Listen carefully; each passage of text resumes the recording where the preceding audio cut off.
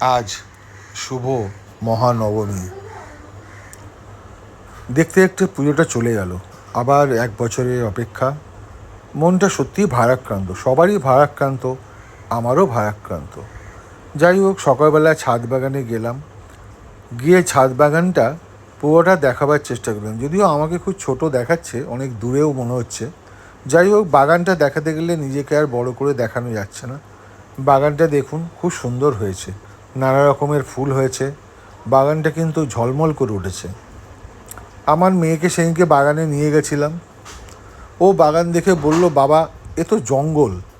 হঠাৎ ওর মনে হলো জঙ্গল কথাটা বলা ঠিক হয়নি, বাবার হয়তো মনে দুঃখ লাগবে, তাই কথাটা ঘুরিয়ে দিয়ে বললো, না না বাবা, এটা অ্যামাজনের জঙ্গলের মতো মনে হচ্ছে।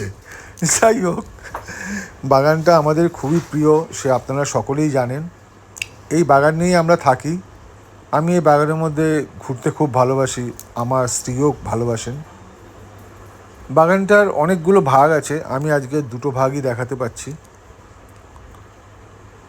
এখানে অনেক ফুল হয়েছে, এই ফুলগুলো খুব বড় বড় হয়, যদিও দূর থেকে বোঝার উপায় নেই। যাই হোক, আকাশটাও মেঘলা করে আছে। এই দিকটা আমাদের সবজি বাগান বলা যেতে পারে, ওখানে নানা রকমের সবজি চারা আমরা ফেলেছি, তার থেকে সবজিও হয়েছে। আমি ওটা একটা ধুঁদুল গাছ লাগিয়েছিলাম, তার থেকে একটা ধুঁদুল হয়েছে, আর ঝিঙে হয়েছে, লাউ হয়েছে, এইসব হয়েছে। তবে দুঃখের বিষয় এই যে সবগুলো পুরোপুরি বড় হয় না, মাঝখানেই নষ্ট হয়ে যায়। যাই হোক, একটা দুটো পেলেও আমাদের সেটা আনন্দ, আমরা সেটাকে খুব এনজয় করি। দেখার জন্যে ধন্যবাদ।